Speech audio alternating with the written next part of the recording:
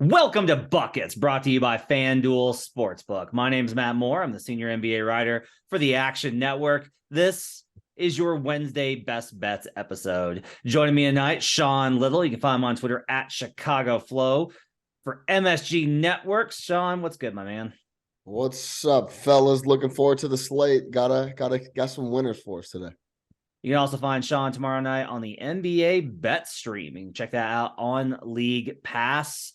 He'll be on there for us on Action Network. Go ahead and check out the Chicago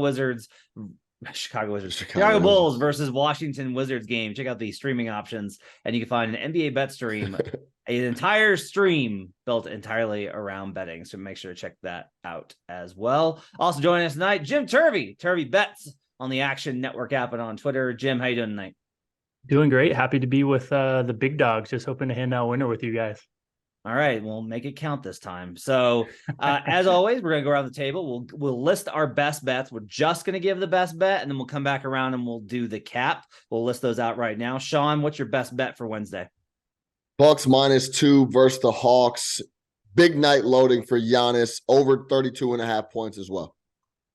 Okay, always like a good Giannis over prop. We'll talk about that one in a little bit more detail in a second because I think I'm going to have a play on it as well. Yeah, I'm going to go ahead and I'm going to have a play on it. Mine for tonight are going to be the Bucks Hawks under 232.5. I'm taking the Grizzlies. I'm laying the wood at 14.5 on Memphis versus the San Antonio Spurs. And I'm going to take the Indiana Pacers on the money line, but we might be doing the same game parlay on that one, depending on what Jim's got. Jim, what do you got for us tonight? Yeah. I'm going to take the best bet unanimous split it 80-20. I'm going to put 80 on the Knicks first quarter money line.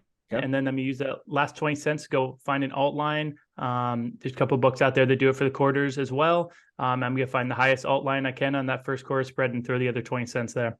All right. Well, we'll come back around to that one. Let's go ahead and let's start with Sean's real quick. So Sean, give me the cap for why you like Milwaukee -2 on the road versus the Atlanta Hawks tomorrow. Yeah, I'm going to go with Giannis to have a big game. So I like that over 32.5 points at -110 is what I'm seeing it at over at FanDuel.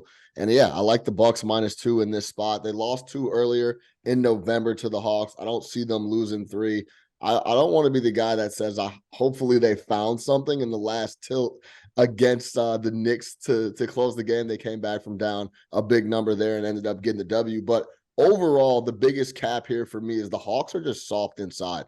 26 in the NBA points allowed in the paint. We have they're giving up 53.4 points in the paint, 24th in second chance points. They don't rebound well. Capella's going to be a game time decision. He hasn't played recently, so keep an eye on that. But even him coming back in his first game back, I still like Giannis to get busy in the paint. We got Okongwu weighs 200 pounds. I'm not worried about him doing anything with Giannis. Collins isn't big enough. So I really just like this is a big game coming from Giannis, coming off 9 points against the Hornets, and then a bad game in the Garden the other night where he scored 22. And at some points was deferring to Joe Ingles, who was playing really, really well, kept those guys in the game in the third quarter and started to get those guys rolling. I think the Hawks are too soft inside. Giannis is going to have a big game. And if the guys continue to hit shots like they did in the second half, we had Drew Holiday hit a couple threes. We had, of course, the dirty man, Grayson Allen hit a couple threes.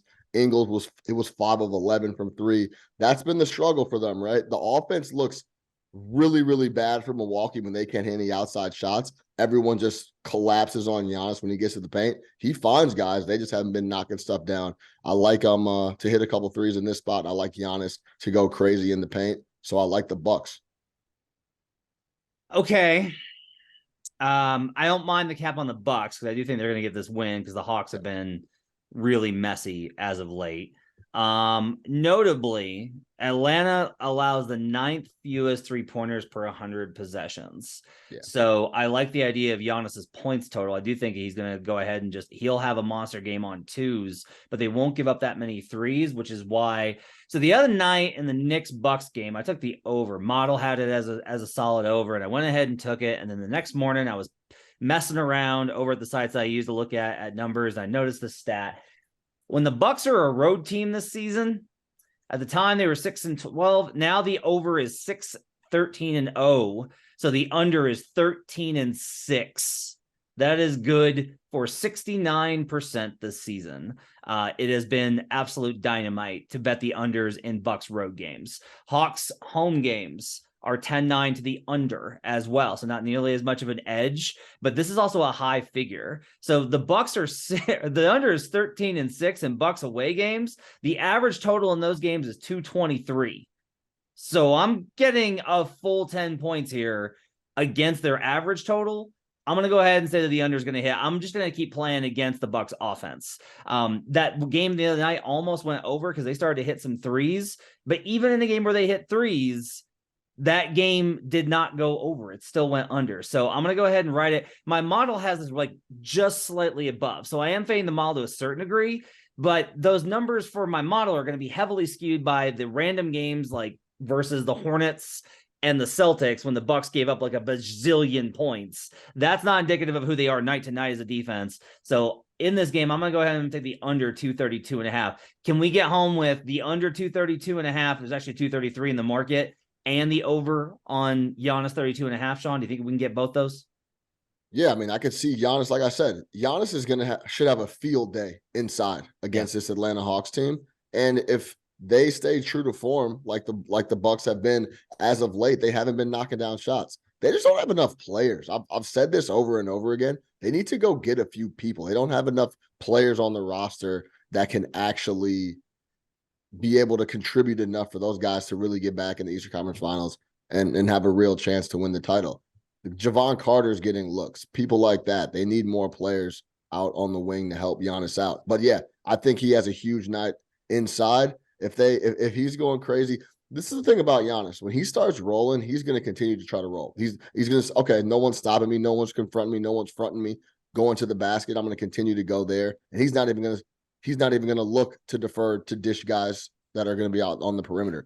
He was doing that in New York, and they were knocking down shots for him just because he was having a bad game. And the Knicks have the bodies that could deal with Giannis down low, and they were crashing. So if the Bucks can continue to play offense like they have been, I can see Giannis getting the over and the game total going under as well. As a favorite on the road, the Bucks are 6-4 straight up this season. They're only 3-5-2 against the spread, but because there isn't 1.5 in the market, even at 2, you're basically saying they're going to win this game. Jim, do you have any thoughts on this game or this cap whatsoever? Yeah, I think one of the points that Sean brought up is really interesting. Capella's status. I actually like the number for Giannis go over either way, and maybe even a little bit more if Capella plays, because I think Onyeka might be the better straight up defender to deal with Giannis. So I wouldn't be scared off of it if you're out there and you see Capella's status goes either way. I think it plays. I think the play goes through either way on that. Okay. My other one I'm going to take is I'm going to go ahead and lay the wood with the Grizzlies. There's a 14 in the market on this game. Yes, I'm laying 14 points. I will explain why here. Since the NBA started doing these duplex sets where you play 2 games against one opponent, if you were home for the first one and you won and you were favored for both, those teams are 39-14 straight up, 29-23-1 against the spread in the second meeting. If you did not cover in the previous matchup, that can be a little trickier. But I'm going to go ahead and it's 10-10 because most of the time the team covers. The Grizzlies almost covered that original number. I'm going to go ahead and say that I feel good about this and lay the wood with the Grizzlies minus 14. Do either of you have an objection other than it's 14 points? Why are you laying 14 points in any regular season matchup? My only slight tweak would maybe even to be first quarter, first half, but then there's so much variance in those sometimes. Mm-hmm. But it was a game I was eyeing as well.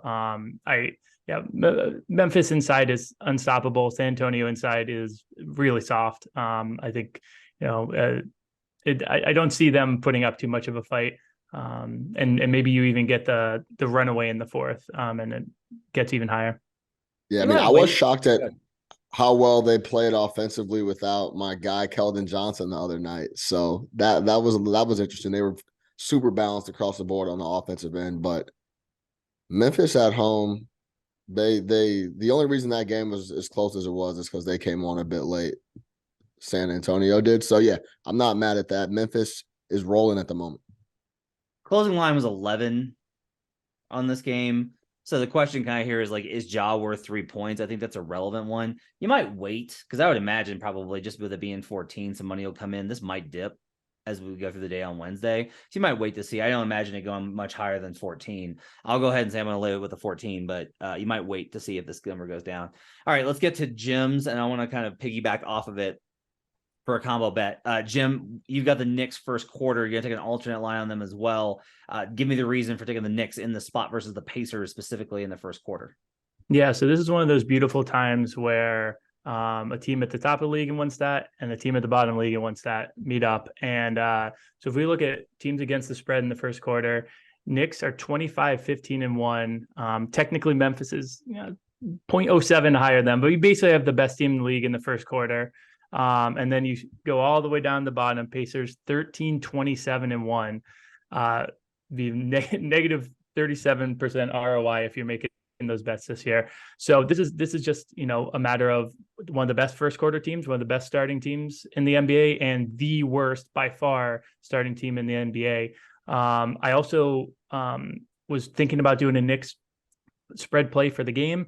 I think at this point I like the Knicks more than the Pacers. 4.5 is out there right now, feels a little bit light. And that first quarter you should be able to get 1.5, maybe 2.5. If you're looking money line, it's going to be something like -140 is out there in the market right now. I would jump on that. I don't think these quarter lines don't ever move too much, but it might move a little bit, and every cent matters, as we all know. And then for the alt spread, the thought's just, if we're going to the extremes here, let's really, get a little plus money on it too, since on the money line it might be a little bit juiced. Let's see if we can get a big number there and get some plus value too. Knicks winning first quarters at home and the Garden, number one in the league, 6+ points. Yeah. They destroy people in the Garden at home. And typically it's Julius Randle finding 3 threes in the first quarter somehow. He's been playing really well to start games. Yeah, I like that play a lot, Jim. They are a sensational team in the first quarter at home. Jalen Brunson has also been going crazy. He had 17 the other night in the first quarter. So, yeah, I like that spot. And hopefully the Knicks come in pissed off after blowing the lead against Milwaukee the other night as well. Definitely. So I like the Pacers for the game. My number makes this a pick 'em versus the 5 points. Wow. Yeah. I mean, look, neutral court makes it a pick 'em, and Knicks overall, their point differential at home isn't like, their home performance hasn't been great overall this season. It's improved during the win streak for sure. So maybe you can weight it a little bit based off of recent stuff, but even then I can't get to where the number's at for the game, is it's currently 4.5 at FanDuel. So I got an idea for you. Same game parlays aren't up as we record this, but I can get Knicks first quarter winner, Pacers to win at +550. Can I give you even a third leg? Because I know sometimes there's like those some books will give you like the risk free but you gotta get 3 legs. Yeah. The third leg I would do with that, because I don't hate that bet at all. The third leg I would do is just throw in the Pacers fourth quarter, because if you go to the fourth quarter, it's almost the inverse. The Knicks are near the bottom and the Pacers are near the top.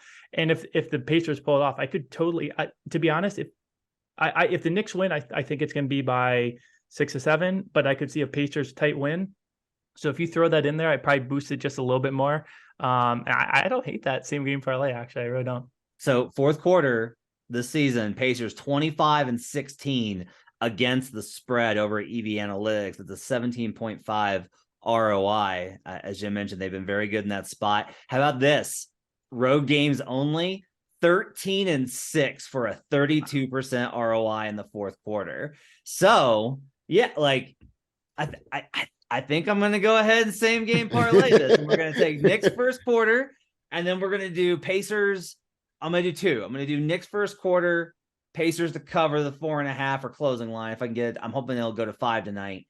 And then by the time the same game parlays are up, and then I'll also do Knicks first quarter, Pacers to win at +550. We'll get some juicy action on that. And if nothing else, hopefully like the Knicks win the first quarter, Pacers stage a second quarter comeback, and maybe I can hedge this a little bit with a Knicks line as well. You never know how these things are going to go. All right, that's going to wrap it up for best bets for a Wednesday. I hope you guys enjoyed the show. Make sure to check out Jim on Twitter at TurvyBets. You can also find him in the Action Network app, the best way for you to track your picks. All of his picks are in there as well at TurvyBets. You can also find Sean Little. You can find him on Twitter at Chicago Flow. Check out all his stuff on Twitter, and make sure to check him out on the NBA bet stream tomorrow night for Bulls taking on the Wizards. That's going to do it for right now. Make sure to leave us those 5-star reviews.